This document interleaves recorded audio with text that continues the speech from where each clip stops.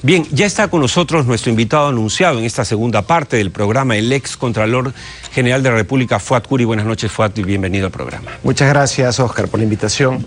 Si me permites, un agradecimiento muy especial al Partido Popular Cristiano por la invitación que me cursó para trasladar toda mi experiencia al Congreso de la República, y felicitar también a Alberto Bengolea, que está haciendo un extraordinario trabajo, y la gente que está ahora postulando para el Congreso, realmente de primer nivel. Muy contento. Después del comercial, vamos a ir a lo nuestro. Usted era contralor fue contralor entre el 2009 y 2016. En su gestión se creó la gerencia de megaproyectos, ¿no es cierto?, para investigar justamente grandes proyectos en el Perú. Esta gerencia, para que sepan los televidentes, es la que acaba de emitir hace pocas semanas este informe en el que acusa a 14 funcionarios del gobierno regional que presidía Martín Vizcarra, cuestionando y planteando que ha habido serias irregularidades en ese proceso. ¿Qué tan serio es este informe? ¿Qué tan serio debemos tomarlo los peruanos? Si me permite jalar un tema primero, esta gerencia de megaproyectos, la Contraloría, siempre tuvo su foco en su planeamiento estratégico desde la época en que la empecé a dirigir. Estuvimos focalizados en los grandes proyectos porque obviamente había muchos recursos invertidos en ellos. Por eso que tuvimos varios informes durante mi gestión, incluyendo uno especial que tenía que ver con el tema del Lavajato, donde casi el 75% de la inversión brasilera, más o menos 20.000 millones de dólares, fueron auditados por nosotros.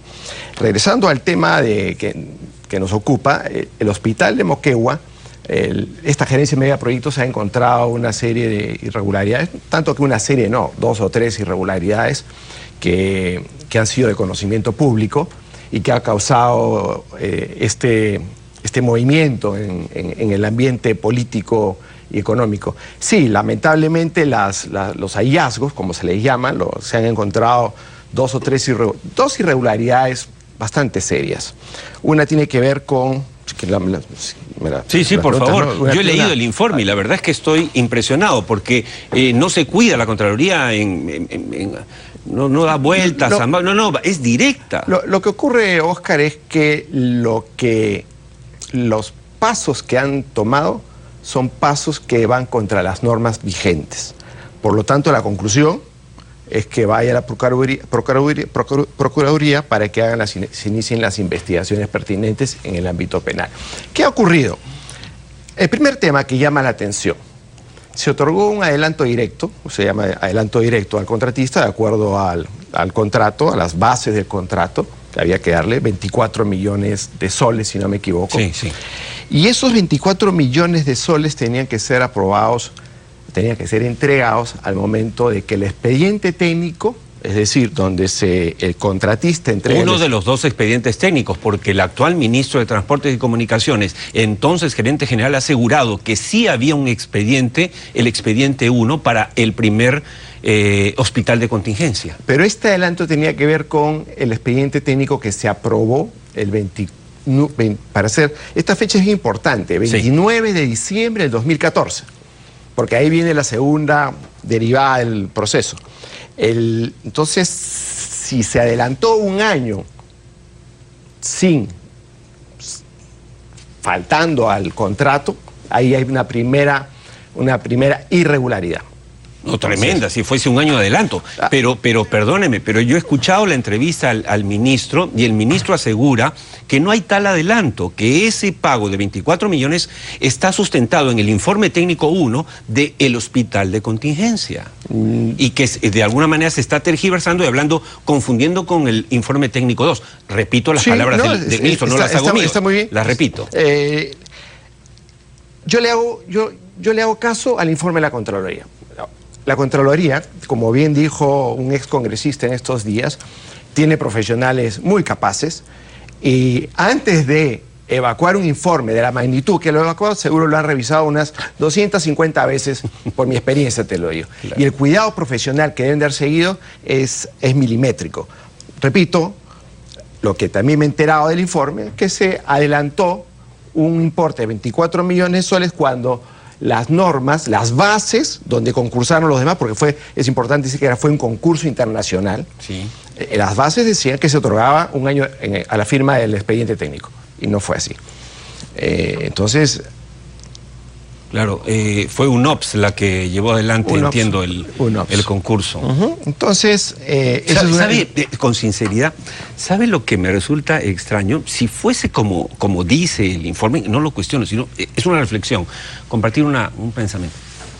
Tendría que estar pues el gerente general de entonces, Edmen Trujillo, actual ministro, loco, porque les da 24 millones contra todas las leyes, sin que exista ninguna posibilidad de que las dé. O sea, obviamente al día siguiente lo metían a la cárcel. Ha habido, además, ha dicho el presidente y él mismo, estoy planteando nuevamente el otro lado, no lo suscribo, que esto se ha investigado por 3 años primero y luego por 1 año, y en los 2 casos se ha terminado cerrando. ¿Qué aporta entonces este nuevo informe de la Contraloría? Otra vez, 2 derivadas. La primera, que lo hayan archivado no significa que esta nueva exposición clarísima del tema no merezca ser tomado por la Fiscalía. Obviamente no existen los casos cerrados, porque igual, una vez tú cierras un caso y luego encuentras los hechos que ameritan reabrirlo, se abren en cualquier tipo de investigación. Y lo otro, cuando mencionas que uno debe estar alguna desviación debe haber tenido para poder adelantar claro. ese pago, de acuerdo como lo hice la Contraloría, porque acuérdense que yo no soy el Contralor ahorita, claro, ¿no? Claro. Nelson Schack de repente pues tendría que dar su opinión también. Sí. Pero siguiendo la pulcritud con que la Contraloría trabaja, no tengo dudas de que hubo una irregularidad que habría que preguntar, porque hay 14 personas, está el director de tesorería, el director de contabilidad. Todos los funcionarios, ahora que recuerdo, no todos los funcionarios que debían de haber firmado el adelanto lo firmaron también. Entonces hay responsabilidades varias ahí. Bueno, ese es un tema. Otro tema, ¿no? Son los 2 temas. El otro es y ahí quiero hacer una aclaración. Esto de pitufeo también es un exceso, pues, de algunos colegas. Hablan de pitufeo, todo es pitufeo. No. Se ha partido el monto, el de los 41 millones, obviamente, y también se ha explicado eso, porque el Banco Central de Reserva exige que el monto máximo sea de 300 y pico mil o de 30 y pico mil. Entonces, claro, se ha dividido así, pero está todo pues fundamentado, que todos lo supuestamente. Conozcan, es el oficio 011 del 2011 del Banco Central de Reserva. Ajá. Donde establece el límite de la transferencia. 311.000 soles, el que usaron en esa oportunidad. Exacto. Son 311.000 soles. No es que antojadizamente al gerente o a la administración o a Vizcarra, no, sino que esa era la norma, se para supone. Transferencias electrónicas. Ajá. Porque los 24 millones se giraron con cheque. Ajá. Es importante destacar y comunicarle a la gente que se sepa que el sector público tiene muchas limitaciones para girar cheques. Por lo mismo, por los problemas que hay, el Banco Central de Reserva y el Ministerio de Economía y Finanzas, que esta norma está colgada en su página web también, establecen excepciones muy claras para girar cheques. Bueno, o sea, recordemos que se aprobó el expediente técnico el 29 de diciembre. Y recordemos que según el informe que hemos visto en el comercio el otro día, sí, los cheques se giraron el último día. Sí. Entonces por alguna razón no podían girar cheque y había que pagar, según ellos, ¿no es cierto?, 42 millones y pico.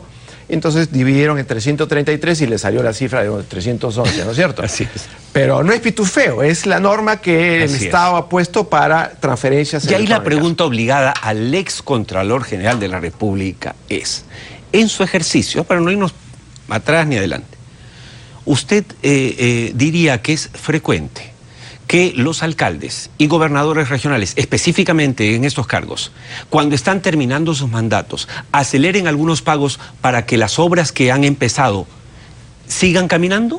Y no venga el otro candidato o el otro gobernador, su reemplazante en el cargo, y deshaga lo andado, cosa que es práctica común en el Perú.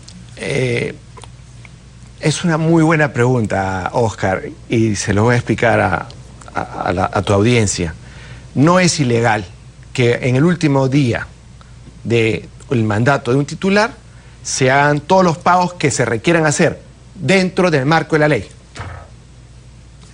O sea, si las normas están establecidas, si se cumplieron los requisitos para realizar un pago, que se haga.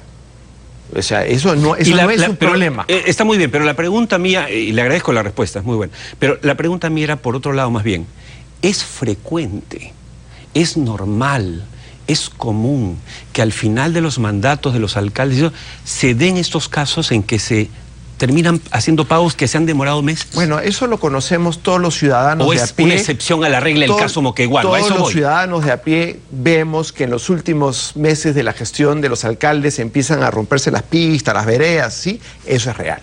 Eso ocurre porque, como dijo Javier hace un momento, lo estuve escuchando con atención, la ineficiencia en el gasto es gigante.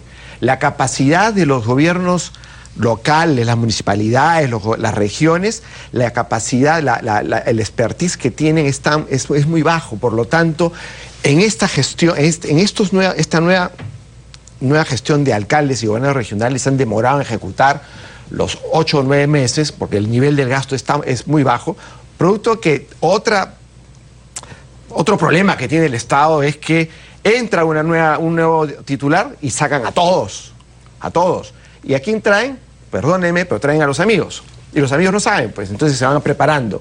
Entonces hay una de las cosas que tengo que cuando llegue al Congreso vamos a tener que revisar cómo hacemos para mejorar el gasto público y hacer que la meritocracia se instale de una vez por todas así como en los países asiáticos, en los países europeos, la meritocracia parte de las universidades, desde el colegio. La meritocracia tiene que convivir con nosotros. Yo le hago estas preguntas, porque yo no tengo por qué defender a Edmer Trujillo. Él estuvo acá una vez cuando fue ministro por primera vez de Transporte y Comunicaciones. Si no hago esta pregunta, porque quiero saber si es que no será acaso que, como él dice, efectivamente, lo que querían era asegurar que se realizara la obra que está concluida. O sea, Moquegua ya tiene eso. ¿Usted cree que esa fue la razón? ¿O diría que a pesar de esa razón hay hechos irregulares que investigar? Otra de dos cosas.